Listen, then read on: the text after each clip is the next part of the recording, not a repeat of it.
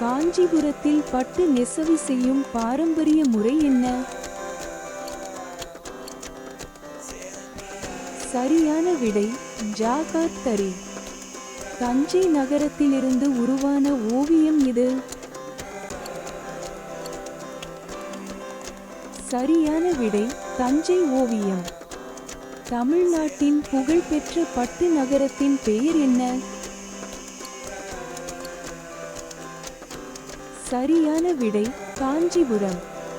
காஞ்சிபுரம் பட்டு மற்றும் தஞ்சை ஓவியம் உட்பட கைவினைப் பொருட்களின் வளமான பாரம்பரியத்திற்கு பெயர் பெற்ற இந்திய மாநிலம் எது? சரியான விடை தமிழ்நாடு.